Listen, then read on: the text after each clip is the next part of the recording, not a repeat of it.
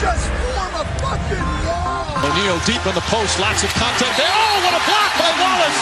What a jump ball! Pistons down 4, 12-8, 7:38 to play in the first. A burst from Rodney, stuck into the rim. Count that baby and a foul.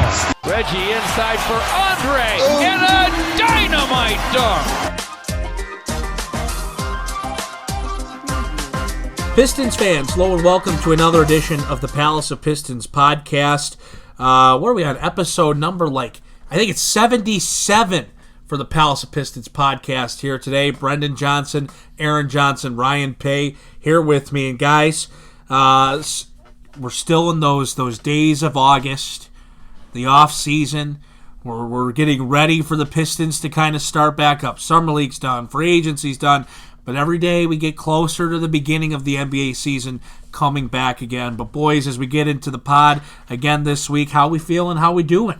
You know, this is going to be an interesting week for the podcast. There's really no news to talk about with the Pistons. We're really at that dead point. Things are going to pick up on Monday when the NBA schedule comes out. That'll give us something to talk about for the next week or so.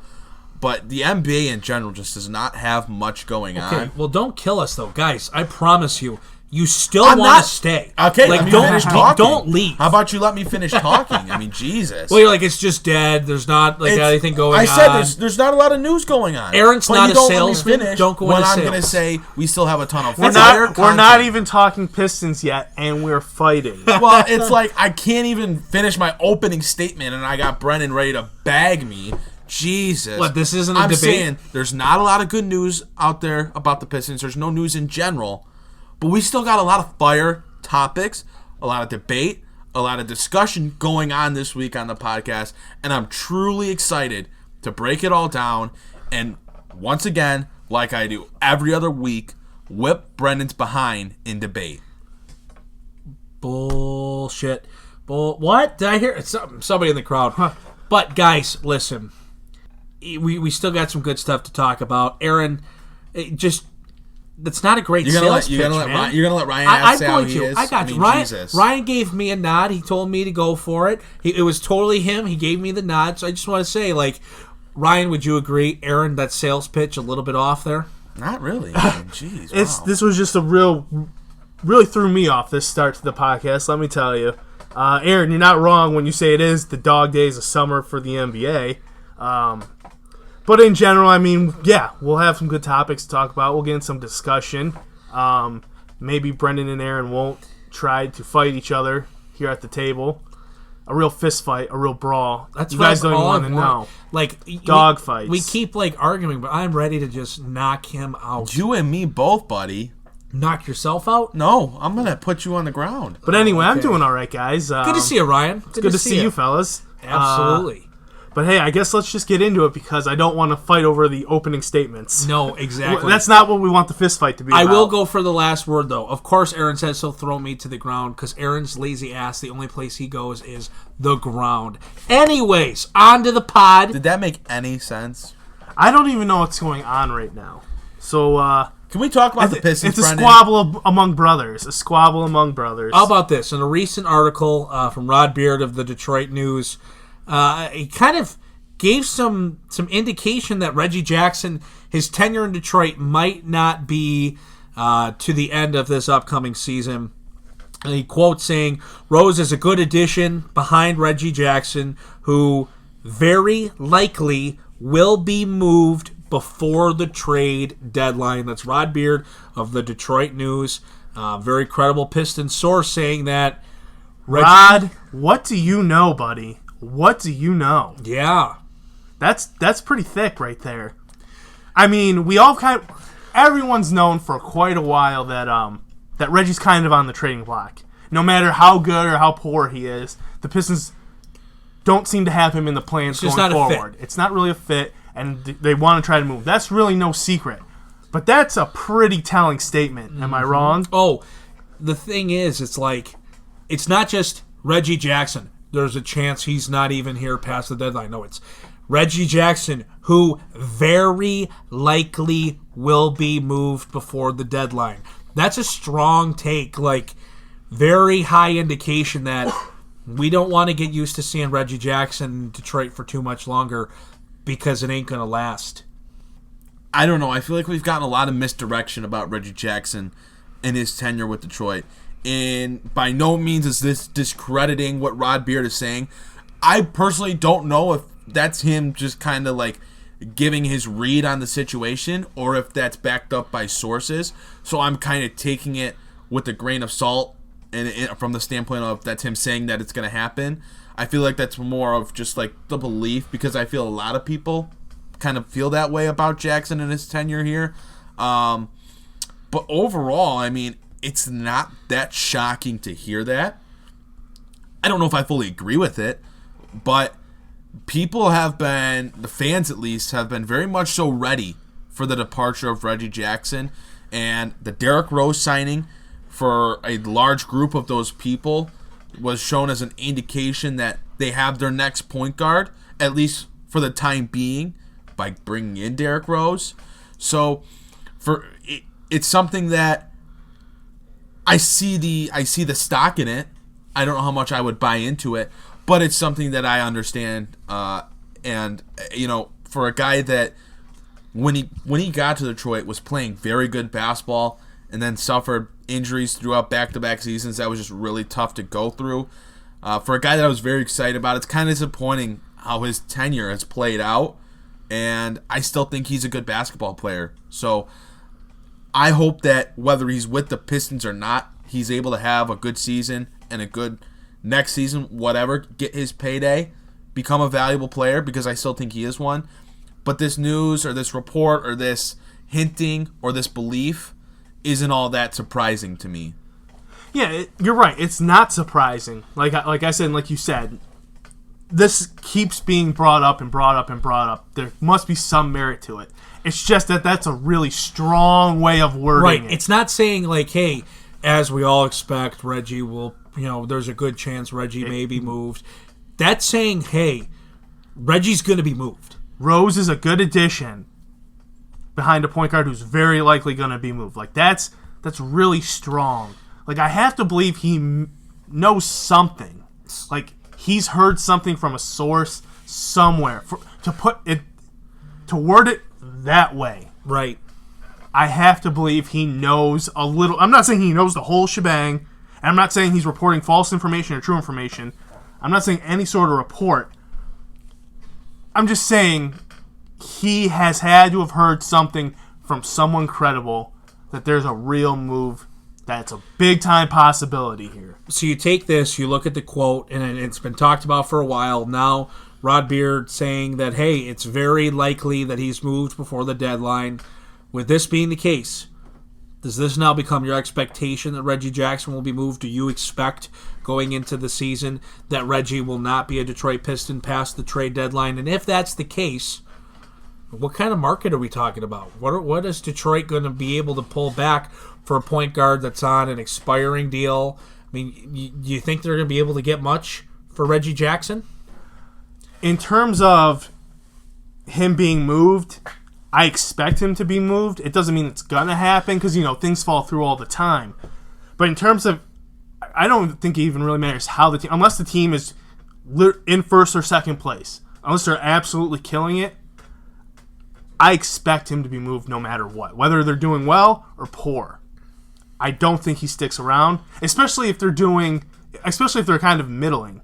7-8 seed, I would expect him to be moved to attempt to make a move where they start competing at a higher level.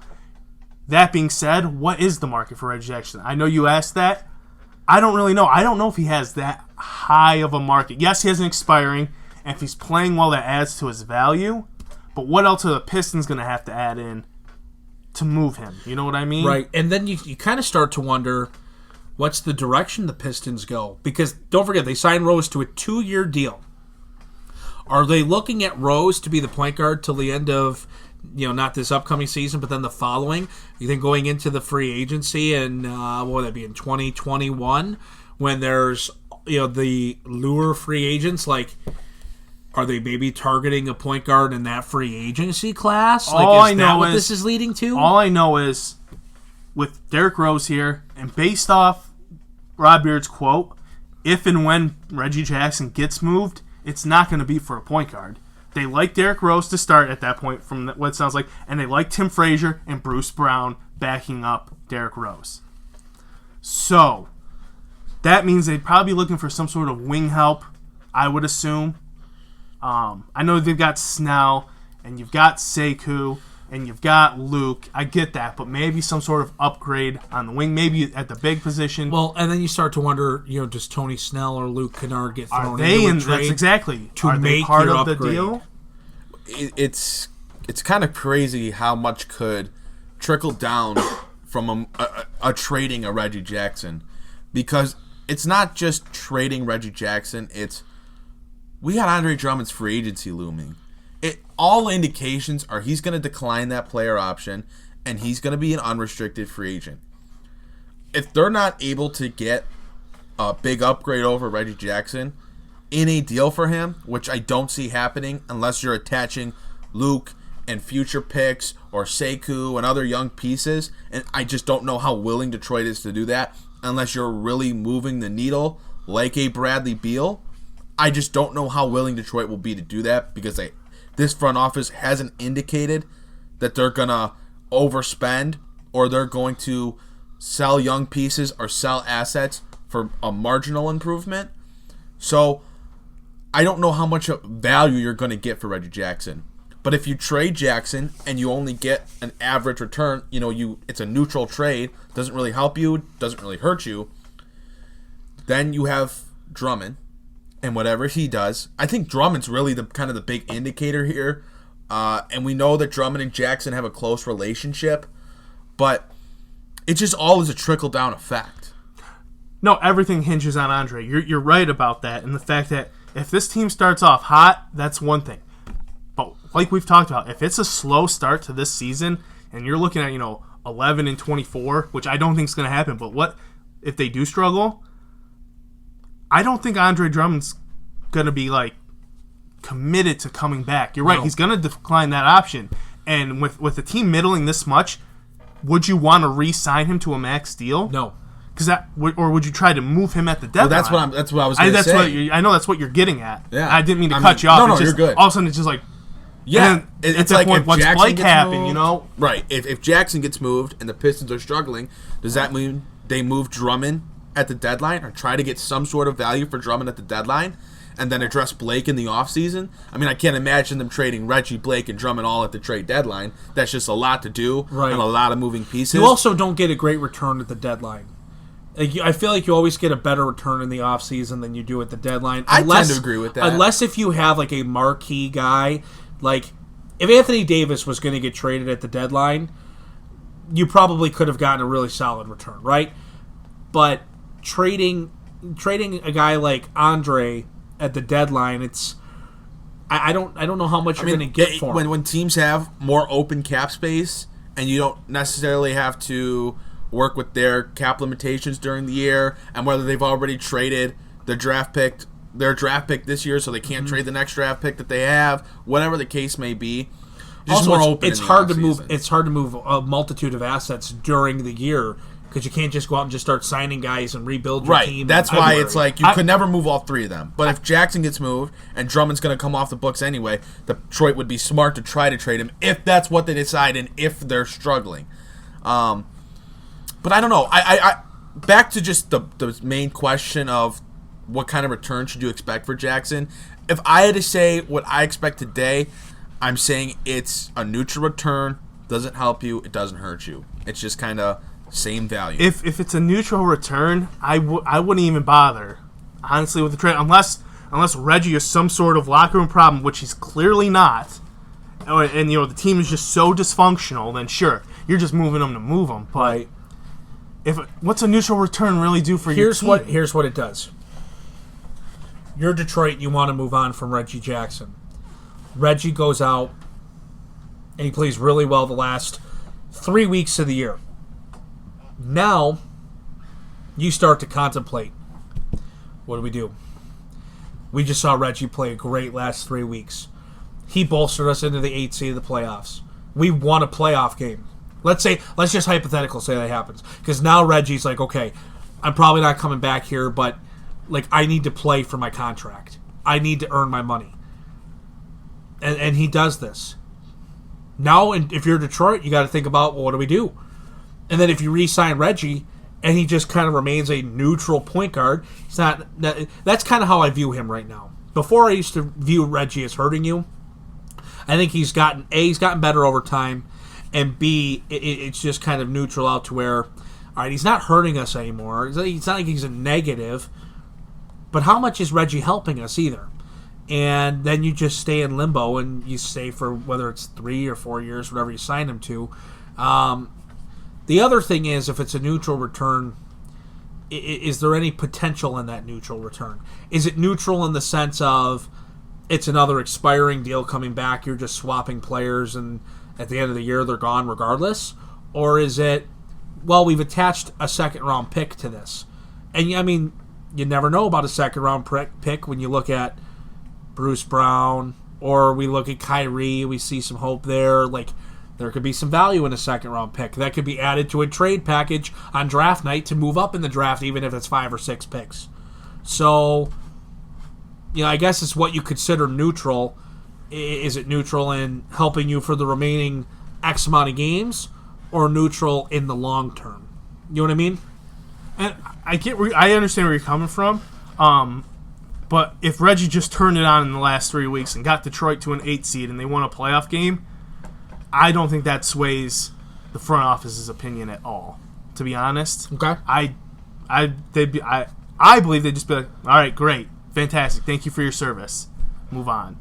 What happens when Dre says, though, I'll take the player option, or I'll re-sign here in Detroit, you're bringing Reggie back, we keep this thing going, we've been young, we've been growing together, like, you don't think that there's any chance that... Well, I mean, it's one thing for Andre to say something. I don't think he dabbles all into the front office stuff like that. Agreed. I think the only guy that would do that is Blake, and I also kind of think Blake's kind of like, I'm going to let the front office do their thing. I mean, I might try to help recruit a little bit here and there, but I'm not going to go in and say, you better bring Reggie back, or you better let Reggie walk. And even though I know Drummond's good friends with him, Drummond, I just don't feel like is that kind of guy to be like, you need to go do this, gonna stay out of or I'm going to go leave, or, whatever. I think Stefanski and Rose and Garrity and those guys, if Drummond tried to strong-arm them like that, I think they'd give it right back to them. I don't think those guys are bluffing at all in that front office. Yeah. I don't either. We talk about it a lot, but this regime, this regime is just so different than the Stan Van Gundy and Jeff Bowers. Like, there's just a different vibe around them. Like, there's a sense of, we really know what we're doing. Just give us some time, and you're slowly seeing our process. Yeah. Oh, I agree. So you look at the Pistons roster, and I know we're talking about guys potentially being moved and traded and whatever, but as it currently stands, and let's say that, we're just talking about going into the year and there's no moves that are made, and the roster stays the same going all the way through. Who's the X factor for Detroit this year? You want my curveball answer? Sure. Reggie Jackson. I think that Reggie Jackson is set to really bounce back this year. Okay. He's coming in off a healthy offseason. He had a very good second half of the year, where in the first half, before the All-Star break, he was averaging about 29 minutes per game. After the All-Star break, he averaged about 25 minutes per game. His points per game went up. His shooting efficiency went up. He was a plus 1.9 on the court rather than a minus 0.1 on the court like he was in the first half of the year, pre-All-Star break. Second half, Reggie Jackson was pretty freaking good. So was Reggie Jackson in the postseason when Detroit really didn't have anyone besides Reggie and Luke, and then Blake, who for 2 games ran with one leg, and Andre had his struggles, and the rest of the team, you were playing the Bucks, just a much better team than you, but Reggie was still pretty solid in the playoffs. This is a guy that all indications point to him bouncing back pretty freaking well next year. And I know we just talked about the Pistons moving on from him and the team not really needing him, and they can go in a different direction. But at the same time, I think we're going to see a different Reggie Jackson than we've ever really seen before, or at least a different Reggie Jackson than we've seen in the past 2-3 seasons. I think it's just going to be a whole different ball game, and I really think he's about to come out, and he's going to shock some people. I like where your head's at, Aaron. I like it a lot. And you threw the curveball to everyone, so I guess I'll just lob the meatball over the plate. I think Luke Kennard's the X factor next year because there's so much versatility there with how you want to play him. You can insert him in the starting lineup, and he is that shooter that Blake Griffin needs. Or if you play him off the bench because you want to put Bruce Brown in the starting lineup in the backcourt again, he is the shooter that Derrick Rose will need to kick the ball out to when he's driving and dishing. There's just so much versatility, and he's still growing in his game. He's a young player. I believe he's going to take that next step, and that next step is averaging 15, 16 a game. And Lord knows the Pistons are in dire need of shooters, and I think that changes the whole complexity of the season for the Pistons, is when Luke Kennard is shooting well and putting up buckets. 100%. Here's another thing, right? Last year we talked about Luke Kennard not fitting with that starting unit and how he didn't play as well when he was on the floor with Reggie, Andre, and Blake. And if Luke's going to be able to exist in the starting lineup, he's got to be able to play with those guys. He's got to be able to be efficient with those guys and whatever his role may be. And Ryan, you touched on it best. If Luke Kennard is able to be that guy that Blake can kick out to, or if Reggie's running the pick and roll, he can kick out to. It can be that consistent upper 30s, low 40s% shooter from beyond the arc, and has some versatility in the way he scores the basketball. Then Detroit could take a huge step forward. You know, I'm not saying they can win the Eastern Conference, but all of a sudden they can move themselves in a position to be a 5 seed and compete in a playoff series. You know, have a chance to get to that second round and see what happens.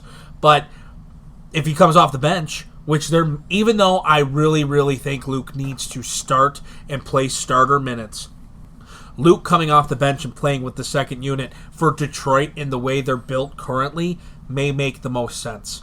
Because, yes, then it does give Rose that knockdown shooter, that go-to scorer, that, you know, Rose can get to the cup and he can make plays at the basket, but he's got to be able to have somebody that can space the floor with him. And you know, Luke may just have to be that guy, unless if Bruce Brown is at his, you know, at such a confident point where he can shoot the ball again. Because if Bruce is at that point where he can't, we've talked about this before. He's in a weird spot. So interesting to see what way they go. But I agree with you, Ryan. Luke Kennard's the X factor. And we hit on shooting, that the Pistons need shooting. But another thing that Luke was starting to show in his game as he got more confident last year is playmaking ability. Yes. And the Pistons, like we said, Lord knows they need shooting. Lord knows they need some playmaking. You've got Blake Griffin making some plays. Reggie can make some plays. And I expect Derrick Rose to be able to make some plays. After that, it's kind of limited in your playmaking ability on this team. Luke can open things up for other guys. If he's coming off the bench, how's he opening things up for Morris? How's he opening things up for Thon or Christian Wood? You know, is he opening up lanes for Derrick Rose now? I just expect him to take a step forward in that regard too. Or if he's with the starters, he opens up, he creates shots for Andre Drummond. Does he create three ball opportunities and lane drives for Tony Snell? You know, how do these things open up? He showed as the year went on he can be a playmaker, and I expect that to carry on as well. Real quickly on Luke, because I think we're going to talk about him at a later date in time when the season gets a little bit closer. I want Luke to start, and I think if you want to get the best of both worlds kind of scenario, Luke is the guy that starts, plays the first 6-7 minutes, comes out no later than the 5-minute mark of the first quarter, so then he can be out there to start the second quarter with your all-bench unit. You know, so it's not an all-bench unit. He plays a similar role to Marcus Morris played a few years ago. Yeah, exactly. It's the Marcus Morris role where he's a starter. You get him in there for his shooting, and then by the time he goes out there with the second unit, he's warmed up, he's been in the game, and, you know, you get Bruce in there for a few minutes, or you get whoever in there for a few minutes. I'm all, on the Luke needs to start. But I also understand the bench needs a shooter, the bench needs more playmaking, and Luke can still do that in that kind of a role. If you don't have to play an all-bench unit, you never really should. Like, if you can have one or two starters in at all times, you should. And I think that there's a scenario where Luke is able to start, but then be with that second unit group. But, Brennan, real quickly, just for the sake of the poll we're going to post on @PalaceOfPistons on Twitter, if you had to pick another X factor for the Pistons, you don't have to go into a ton of detail, who would it be? So outside of Luke Kennard. Outside of Luke and outside of Reggie Jackson. Man, that is that's a good question. And, because there's a variety of, I think, angles you could go with this. I think there's a cop-out answer. I think that there's two cop-out answers. The cop-outs are Andre and Blake Griffin, right? Because if Blake's playing really well, Detroit's going to be able to compete. They may be a 500 ball club, but they're going to win enough games if Blake is playing at a high level. And, if Andre's playing at a high level, Blake's going to be at a decent level. And again, Detroit at worst is going to be a 500 ball club. So then I start to look at the bench, and I'm going to go with Bruce Brown. The reason why is, what does Bruce Brown give you this year? We saw Bruce Brown and Aaron's argument a few weeks ago how he could be the backup point guard for Detroit. And he really showed that he could pass the ball and be an efficient backup point guard. But right now, as we currently sit, at best, he's the third point guard, if not the fourth, if Tim Frazier slides in at the third spot on the depth chart. So then we look at him as a two guard. Is he going to start? Is he going to be on the bench unit? And if he starts, is he going to be able to score the ball? Does he even need to score the ball? Not in a high volume, but if he's that kick-out option, he's got to be confident enough to shoot or be able to make a play getting to the rim. He's got to be able to rim run as a guard and make some second-chance plays and score even if it's in unorthodox ways. If he's on the bench, Derrick Rose is going to need a guy that can shoot the ball, right? And if you look at that bench unit, it's looking like it's going to be D. Rose, and it's going to be Luke or Bruce Brown, and it's going to be, the three-man, I guess, kind of up for debate. Is it Sekou? Is it maybe a Svi? Who knows, right? Markieff Morris and then Thon Maker to round out the lineup. You don't have a lot of shooters there. So let's say Bruce is in that second unit, and he's playing, a volume of minutes with the second-string guys. Can he score the ball? So I think Luke and Bruce Brown are your two biggest X factors going into the year, outside of your obvious cop-out answers, in my opinion. It's interesting. I mean, I agree with you, and like Aaron said, we're going to talk about Luke Kennard and his rotational piece at a later date, most likely, but that does beg the question, because I do like, and I agree with, and I've thought the same way about Luke's minutes. He should be a starter, and then you put him in that Mook Morris type role, where he's out at the 5-minute mark and he's rolling with the second unit to start the second quarter. And if that's the case, your backcourt is Rose and Kennard, and your three is Bruce Brown. So that takes away Svi or Sekou or Kyrie. Right. You don't have any questions about your backup three at that point. And then you'll still mix in a Svi or Sekou for a few spot minutes. They'll still mix in. But they're not going to be a 15, 16 minute per night kind of guy, because Luke's going to be in and Bruce is going to be in. And you'll get him for a few minutes here and there when Luke's on the bench to then get ready to end the second quarter with the starters or whatever. But and Svi's a guy where, if you're worried about shooting in the second unit, it would make sense that Svi plays because he's a good shooter. And, you go from there. So, how about you guys? Any other thoughts on the X Factor? I mean, would you be going an Andre or Blake route? Do you have anybody else to add to the mix? The thing is, I don't think your star players can be your X Factor. You know what I mean? I agree with that. Like, they need to already be an X Factor. Like, they need to be. Well, I feel like Andre, you could say X Factor. Blake is probably out of the mix. Andre, you could say, well, if Andre, because you can look at the second half of the season, and you could say first half of the year, Andre, not as good. Second half of the year, the Pistons, take a step forward, partly because of the play of Andre Drummond. So, no, you're right. Like, you can say this team's X Factor is Blake Griffin. This team's X Factor is Andre Drummond. But for me, I expect it from them. So what's going to set this team apart is someone else helping those two carry the load. You know what I mean? Of course, yeah, Blake's the X Factor, obviously. And Andre Drummond last year in the second half was the X Factor, obviously. But like I said, I expect those two to be there. So what's that third piece that helps them bring it home? You know what I mean? Right. And to me, that's what the X Factor is. Sure. And I think it's Luke. Fair enough. Yeah. No, I think those are the right answers. I think Luke, I think Reggie Jackson, and I think Bruce are all the fair answers. I think maybe you could throw in a Derrick Rose, but Derrick Rose is kind of only an X Factor because of his health. Well, and you can say that about anyone. Derrick Rose becomes the X factor if they trade Reggie and they're still trying to compete. Yes, agreed. If Reggie's traded and they're in win now mode, they're going for it. Then what does Derrick Rose do? Let's say, because huge. if they trade Reggie and they get a guy that could start at the 3 and then Tony Snell slides to the bench, and I don't care if it's Luke or Bruce starting, at that point, Derrick Rose being your starting point guard becomes the X factor. Until then, absolutely. Until then, it's Luke Kennard. Absolutely. And behind him, is Bruce Brown and or Reggie Jackson. Agreed. I mean, I think that's fair. Yeah. So, we've talked a little bit about Andre, though, and what he could do in free agency. And before we move from that, I want to give Mike Fillion a nice little shout. Check out palaceofpistons.com. We've got a lot of great content, hitting the website. Kind of a new energy we've added some writers to our roster, if you will. We've added just some unique stuff.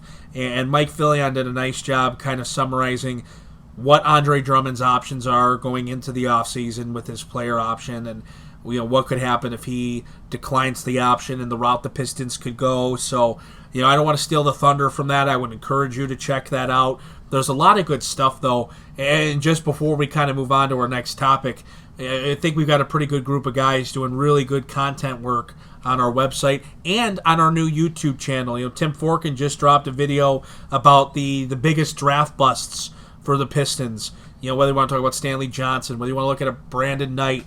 He talks about how, Luke and Sekou are obviously still too new to really hit on them, amongst some other guys. So, some good video content, some good writing content, and that only names a couple of guys. There's several more who are new, and the guys that have been here, just doing really good work. Yeah. It's kind of not a transition, but a new age for Palace of Pistons in a sense. We got some big things coming, and we're working to put ourselves down the right path. So I'd highly suggest that you check out palaceofpistons.com. There's a ton of new content out there, and there's a ton of content already done, already planned, and already in the works. We've got more stuff coming to you soon. And do check out the video on the new Palace of Pistons YouTube page. Tim Forkin dropped that on Thursday, so it's a great video. You need to check that out, and you need to subscribe. That all helps the Palace of Pistons team out, the Palace of Pistons brand out. But yeah, Mike's piece on Drummond was great, and he got a lot of love for it, deservedly so, because he highlighted what Drummond could do, what the Pistons might have to do, and it was just very in-depth, it was very thoughtful. I do very much so suggest that if that's going to be your one article you read for the Pistons on a weekly basis, if you only read one, or you only read a few, make that one a part of your reading selection. No doubt. We've got some new writers. We've got some new content. Andre Drummond's got a new diet. He's, I guess, gotten rid of red meat and limited himself to 1 beer a day. Or added a beer a day. Added a beer a day. Added a beer a day to his diet. Well, so now that's it's not just I'm going out with somebody or I'm gonna go to the bar, whatever. It's I have to drink this beer. It's part of my diet. Interesting approach from the big fella. I know he's going for a caloric intake, and that's what he's trying to reach to give himself energy, and I understand that. Still an interesting take, though, to be on the beer. Hey, man, I'm not going to knock it. Instead of taking in another meal. Right. Taking in a beer. I'm not going to knock it. Live your best life. No, hey, is he added a beer or he's limited himself to No. He has to have a beer a day. So I think it's whether he doesn't drink every day or he drinks every day and he can only have one, whatever. He has a beer a day. I mean, I don't he's know. He's a Miller Lite guy and he's a Corona guy. I don't know all Major respect. I don't know all the ins and outs of the situation and how the diet works. So I'll just say this: if he's clearly working with dietitians and nutritionists because that's what pro athletes work with. The best of the best, because their body has to be the best of the best. So their performance can be the best of the best. So if there's a nutritionist and a dietitian and all these things telling him how to incorporate the calories into his diet, and that was brought up as, hey, this is a way to do it. You can go for this. This is okay. Who am I to say no? Right. No, Andre, you can't be drinking this beer. Shame on you. Get in the gym, bro. Get in the gym, bro. Work on your post moves. I'm not gonna say yeah. I'm not gonna say jack about it. But if it's just him going out of his way, replacing a meal, not even a big meal, because it's not like these are 500, 600 calorie beers. Right. But if he's just a little replacing supplement. like some sort of meal, small meal with a beer, and he's doing that on his own accord, I don't know what to think about that. I mean, I guess go for it.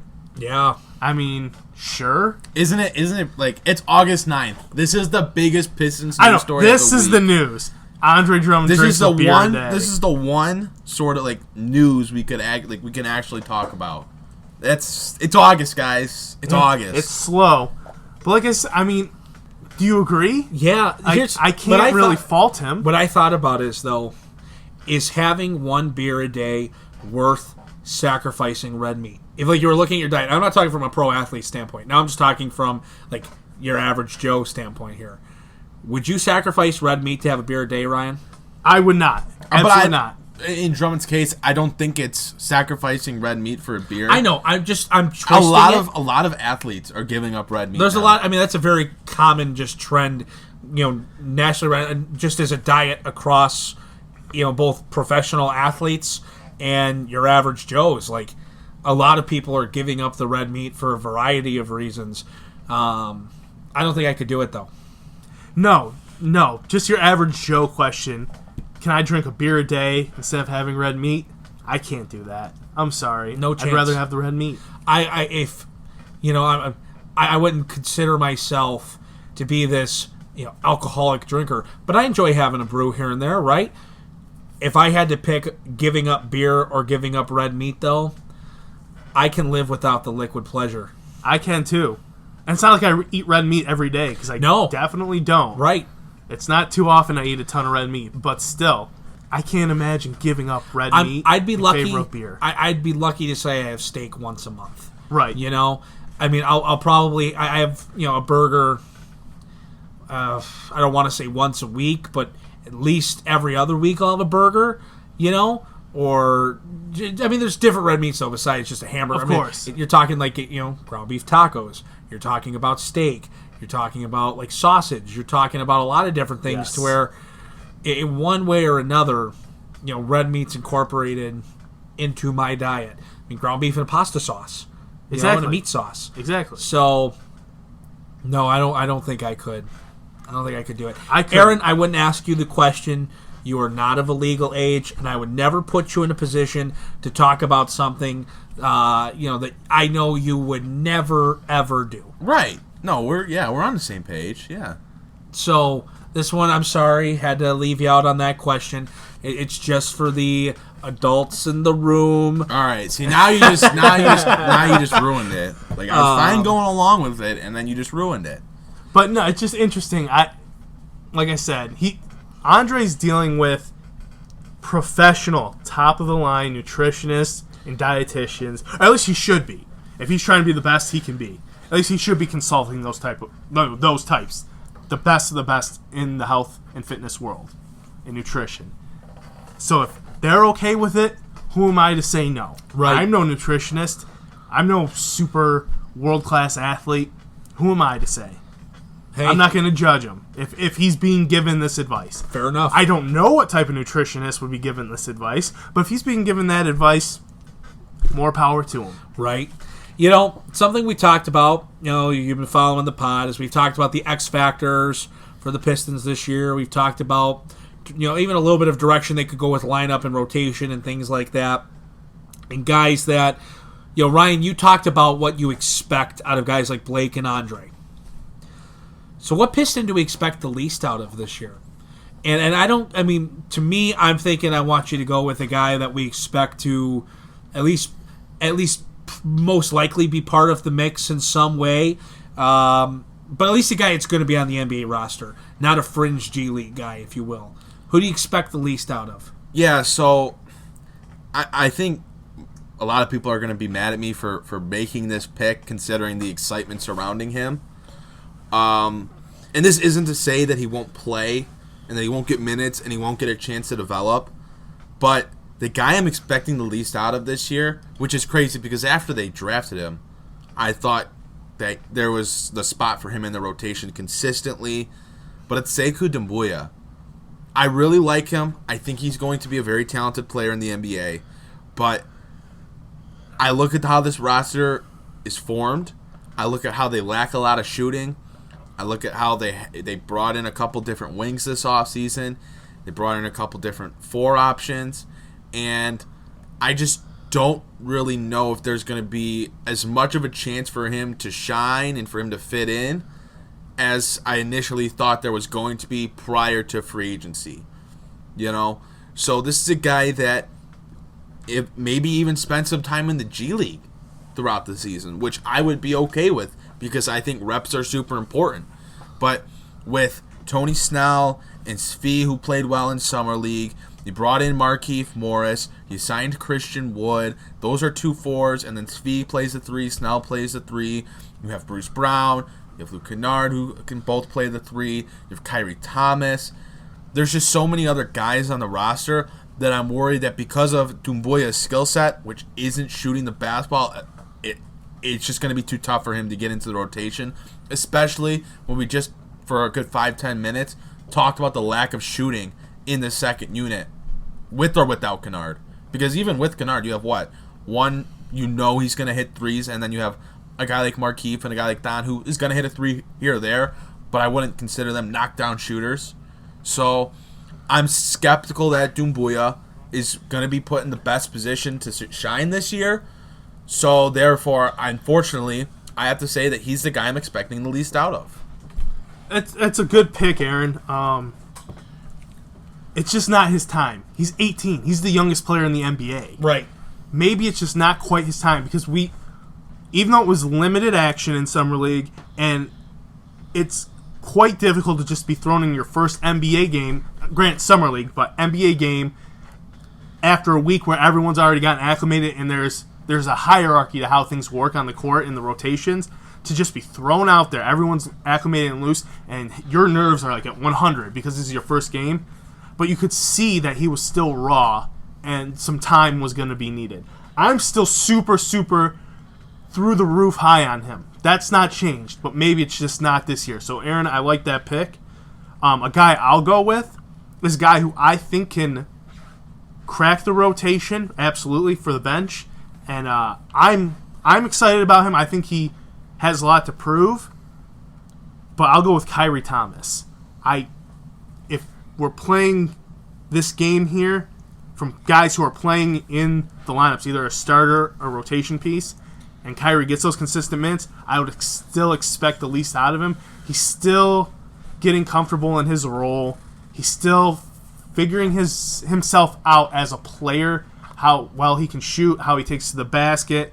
His defense needs some work. He's a good defender. He's still developing that. That's just a guy I think, if he cracks that rotation, I would expect the least from. Fair enough. I think I'm going to go in the direction of a guy that we expect to be in the second unit, and it kind of just fell into his place, and that's Thon Maker. Throughout the offseason, we were kind of wondering, well, what's Detroit going to do about backup center? What's Detroit going to do about backup center? Oh, okay, we're just going to play Thon at backup center. He's not going to be the backup 4. He's going to be the backup 5. Thon had a lot of areas that he needed to get better in to be consistently, a viable option for Detroit.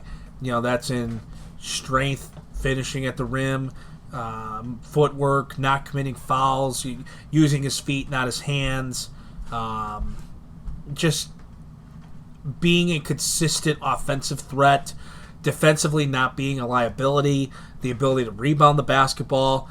He had a lot of areas that were areas of concern, especially in that playoff series. And Thon's just kind of been put in the spot of, well, he's the backup 5. And after Thon, Christian Wood's the only other guy you got. And how big is Christian Wood?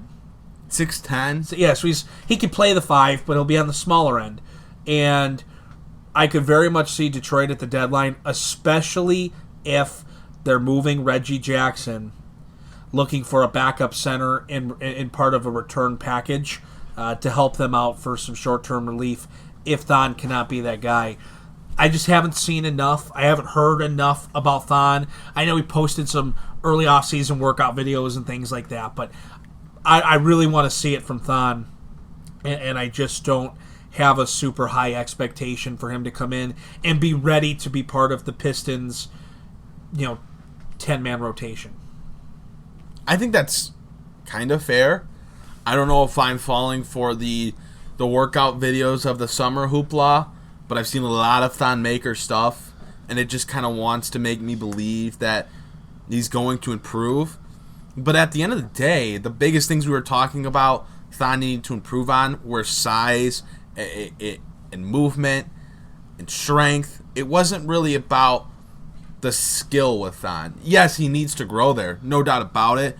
But the things that were really holding him back was just his body. And you can't really see that kind of transition in the offseason. That's something we're not going to really be able to tell until training camp, until preseason, until the regular season's here. But I can buy into that. I mean, it doesn't seem like Detroit's just all the way ready to put all their stock in Thon, considering they signed Christian Wood and considering they signed Markieff Morris. Those are two guys that can play the backup center spot if needed. And, it's just, I can see it. And I can see Kyrie too. I think all those guys could very much end up not being much of a factor this year. And I think I think I like my pick best because I just don't envision a role for Sekou this year outside of spot minutes here or there or an injury filler. But I see an opportunity for Thon. And I still see an opportunity for Kyrie to usurp Langston and get in at the backup 2 minutes or the backup 3 minutes off the bench. Just with Sekou, I just don't see it happening unless someone gets injured. The only thing I'll say to that is, with Sekou having a questionable opportunity, I guess it's hard. It's almost unfair to have anything but low expectation just because, he's not going to have the opportunities there, with it being a little bit of a log jam of guys that are at that position, and he's not going to beat out Tony Snell. We understand that. And for the backup spot, if it's Svi or Kyrie, or if they make a trade and Bruce is the backup 3, well then it's not even fair right now to think he could be in that spot. Whereas Thon, who has an opportunity in front of him, I just don't expect him to be ready for that role. See, I think Sekou's going to have a shot at training camp to get the backup 3 spot. He's going to be competing with Kyrie, with Svi, with whoever for that backup 3 spot, right? And I think there's a large enough contingent that expects him to get it. So that's why I say it. I still think there's a belief that he's going to get it, and I just err on the side of caution in that regard. Yeah.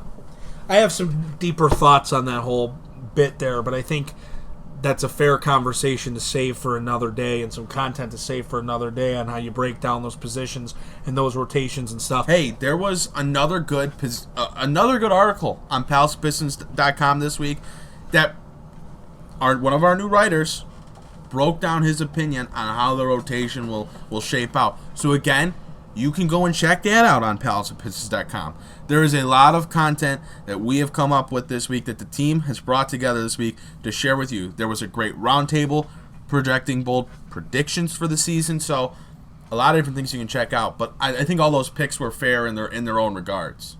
Yeah, absolutely. I agree. I mean, you guys, that right there was a great conversation about Sekou. The thing about me with Kyrie Thomas is there's going to be an odd man out in this rotation on the bench. And what we're led to believe, in a sense, is Langston might be out of the rotation. Yeah, here, we're just not even discussing Langston. Yeah. And then, so that leaves the big 3 from Summer League. Bruce, Svi, and Kyrie. And my lowest expectations of those 3 are with Kyrie. And that's where my answer came from. Fair enough. I have high expectations for what Bruce can do, either as a starter or a bench player. I expect him to be a solid rotational piece his whole career. I think Svi, his shooting ability and his ball handling ability, which he needs to work on still, pose greater potential than where Kyrie's at right now. I think I agree with that. So I think, in terms of the question, just who do you expect the least from? My view on it was just really the second-year guys. Sure. Because I really like your Thon answer and I really like your Sekou answer, but I looked at the second-year guys fighting for that last rotation spot, it seems like. I think there's numerous answers for both the question about X Factor as well as maybe lowest expectation. You know, and there's a couple angles like you just broke down. I think we each took a different angle, and I think they're all a fair angle to take. I just think in the end, even though I love him, you know, I've been fighting for him. It's right now, just from what we've seen, it feels like Kyrie might be the odd man out here. If I was a listener right now, you know what I'd be saying? Aw, that's so nice. Listen to these guys. They're all getting along. Hey, you had a good answer. You had a good answer. You have a good answer. Everybody look under your chair. You've got a good answer. This is the first time in the podcast it's ever happened. It might be. That we've ever agreed that, hey, you know what? If I didn't have my answer, I would have had your answer. If I didn't, I would have had your answer. And who would have thought at the beginning of this podcast, this is how the podcast would kind of round out? It was a rough start. Fellas, that was tough. Was it rough or was it just a little heat? I thought it was kind of rough. I think it was uncalled for. Straight up opening segment. Yeah, it was uncalled for. Throats slashed. Opening segment. Listen, we had a very nice positive end to the podcast. I don't want to ruin that. So we're going to end on this happy, positive. Everybody did a nice job today. Right? Really good thoughts, really good pod. Before you go, I mean, we talked about it earlier, but check out PalsOfPistons.com. Check out Palace of Pistons on YouTube. Good content coming out every day. Every day there's good content coming out. Make sure you're checking those. You're following the YouTube page. You're checking out the website. You're checking out Twitter at Palace of Pistons. Facebook, Palace of Pistons. Instagram at Palace Pistons. You can follow Aaron at A. Johnson NBA. Ryan at Ryan Paye. Myself at Media Brendan. We appreciate the listenership. Numbers are good. It's the off season, and we appreciate you for sticking with us here through the dog days of August as we get ready for the season to kind of come back, if you will. But keep sticking with us. The content's going to keep coming, and we will see you next time here on the Palace Pistons podcast.